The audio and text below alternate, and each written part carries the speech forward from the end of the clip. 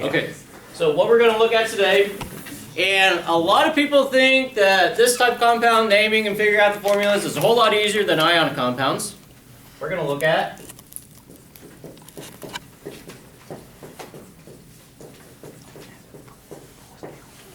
molecular compounds.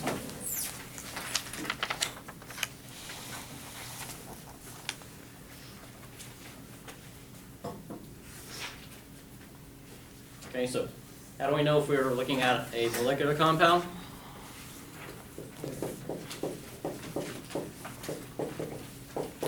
Okay, molecular compounds, all we have are nonmetals in them. So what elements we're looking at on the periodic table? Where are the nonmetals at? Far right.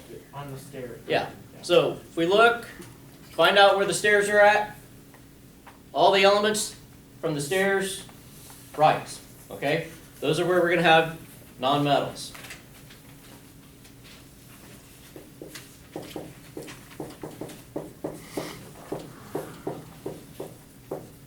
Now what we do in Chem 1, we just look at binary compounds. So binary means what? 2. So the molecular compounds that we're looking at only have 2 different elements in them. Okay? So the steps of naming molecular compounds, we're going to use a 3-step process.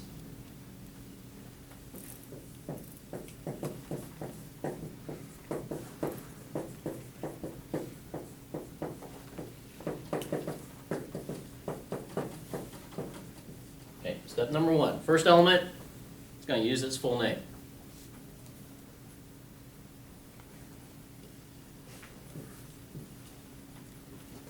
Step 2.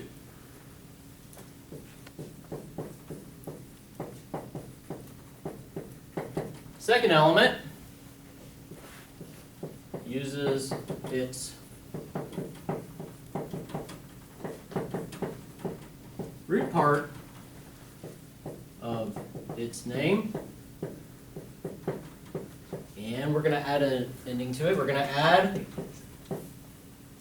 IDE.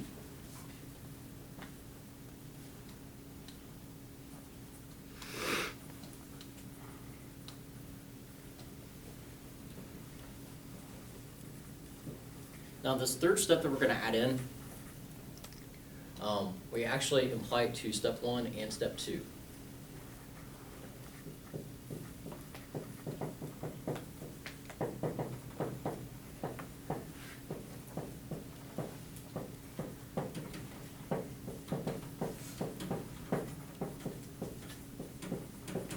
Okay.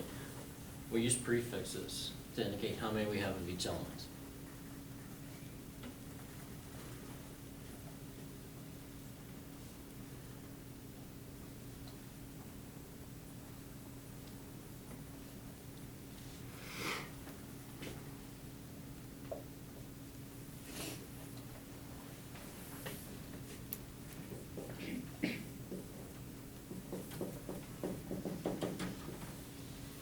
Okay, so prefixes that we're going to see.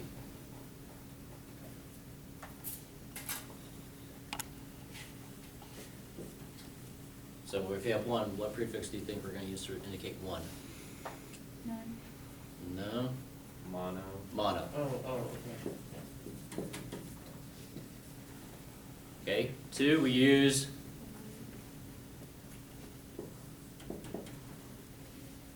di. 3 is tri. 4. What do you think we're going to use for 4? Quad. Not quad. Think of a game. Old game.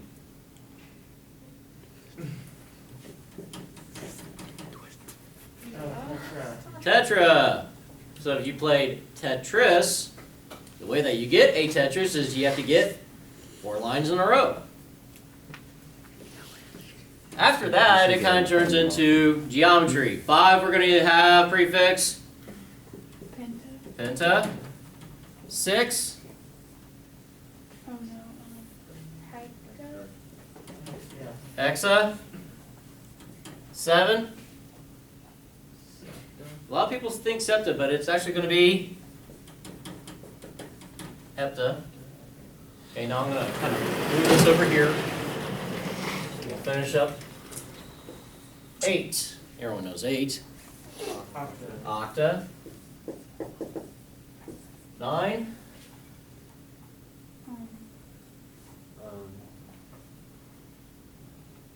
Non. Move the camera over. Or is it? Get It's on there. Okay. Nana. And 10.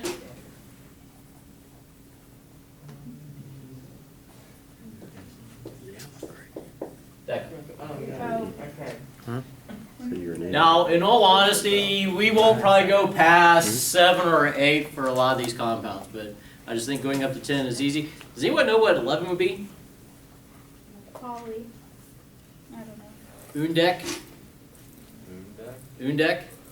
Because that's telling us 1 plus 10. And 12 it would actually be dodec. So we start speaking Spanish. I guess so. No is not.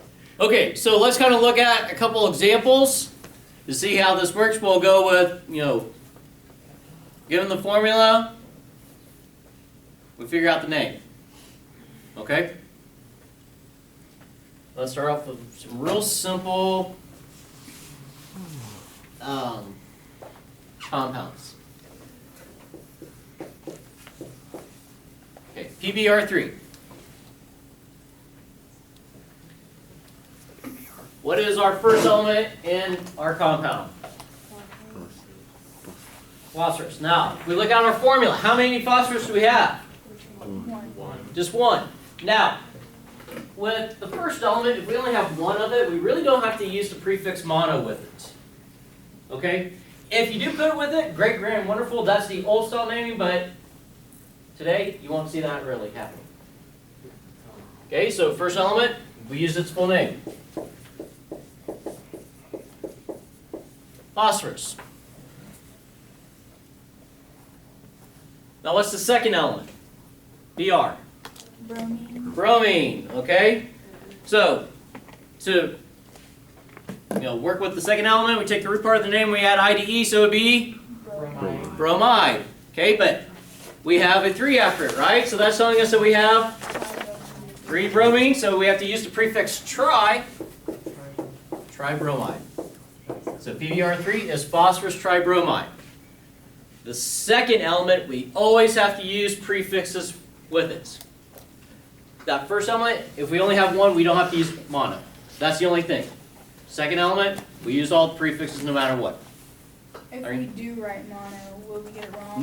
No, because that is still, like I said, that's the old style. I'm fine with that. Okay, any other questions with our first example? Nope. Okay, let's look at another one.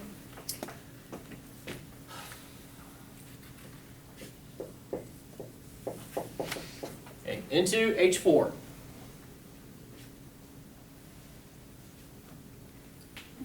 What's our first element?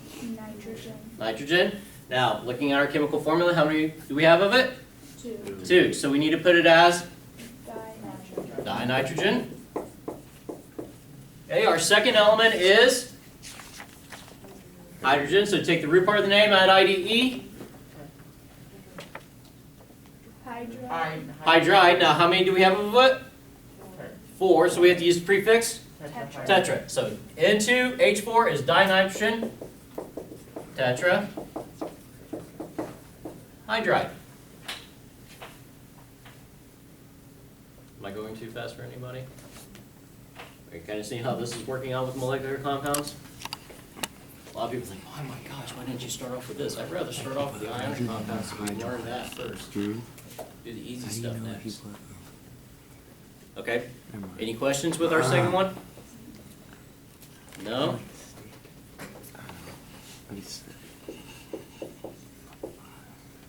All right. If you got the hang of it, try to name this one. Hey, we don't use that word in here.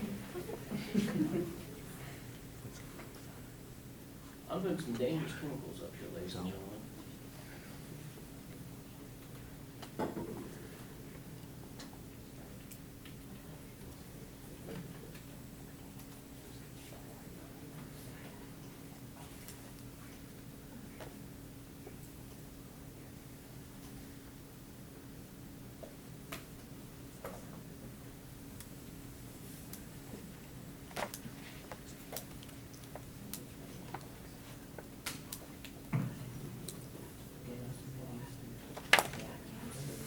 Are you confused on that part? Yeah, I know. Alright, so the second part, you always look and find like a root word. So like oxygen, the root Okay. is ox.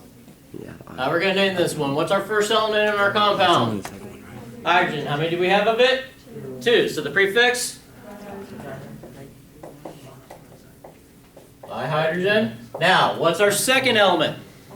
Oxygen. So we take the root part and add IDE. Oxide. How many do we have of it? 1. So what prefix do we need to use with this one? Alright, so this is dihydrogen monoxide. We don't put that double O, it's not going to be monoxide, it's just monoxide. Okay, so dihydrogen monoxide. Now, as I said, I'm putting some pretty dangerous chemicals up here. PBr3, get that on your skin, it absorbs and starts wreaking havoc on your internal organs. N2H4, kind of it's a colored gas, and I think I told you before, if you ever see a colored gas, run the opposite way. This stuff, there is a website that you can go to so that you can pay money so that we can ban this from ever being used on the face of the earth. And on their website, they have a list of what it's used in and how it's been used before to show how bad it is. It only takes a tablespoon of this for you to drown in. The solid form of it can burn your skin and give you frostbite. The gaseous form can give you severe burns. It leads to soil erosion. It's happened in Midwest cyclones. It's used in hurricanes that hit the coast. The acid form of it can rot away from statues, buildings, and things like that. If you put it as, if we don't put the formula, we just put the name dihydrogen monoxide, and I told you it's used for chemical weapons, it's used in nuclear reactors, it's used in nuclear bombs, it's used in bioweaponry.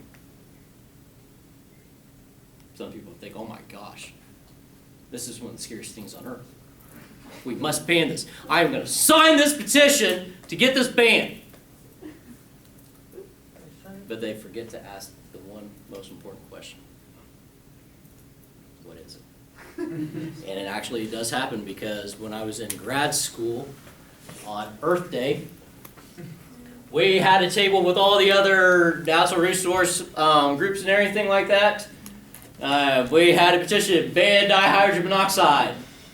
And we listed a bunch of stuff that I just told you, and within an hour we had 100 to 200 signatures to ban dihydrogen monoxide. Not one of those people asked the important question. What is it?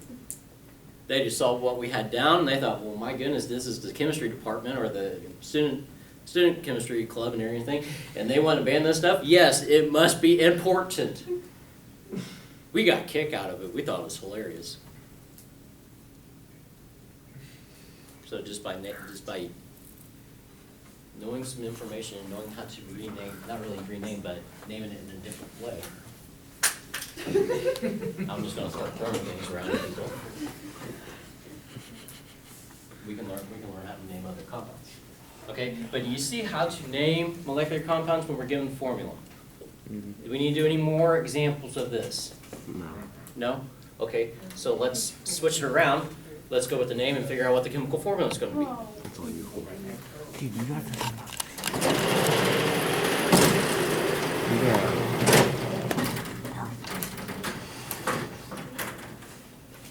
I usually land this thing. Oh, whoa, back up.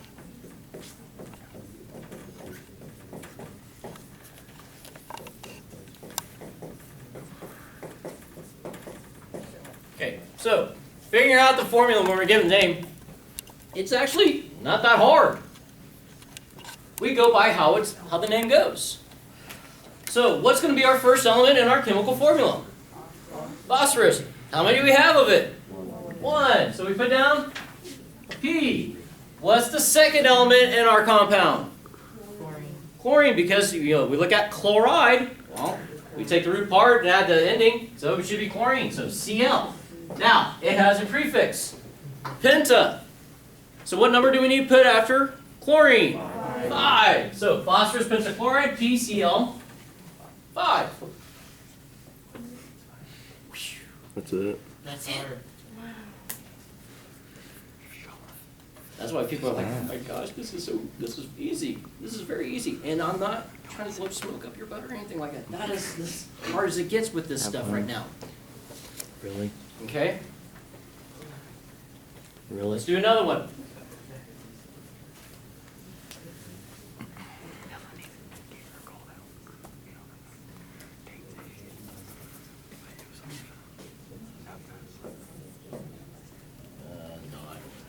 Really?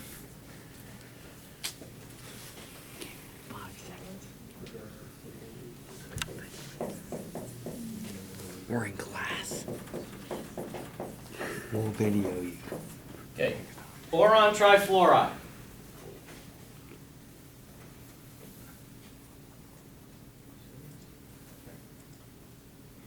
What's our first element? Boron. How many do we have of it? 1. So we're just going to put B. Okay, what's our second element? Fluorine. Fluorine. So we're going to put F. Are we done? No. How many fluorines do we have? 3. So boron trifluoride, BF3. Questions? Any kind of questions? Do we need to do any more examples, or we're pretty good to go on this stuff? Okay, well, I posted the assignment already on Canvas. It's in the announcement section. Work on it. We're going to go over it on Wednesday. Yeah, I'm Okay. sharing your Chromebook. Go ahead and turn that off.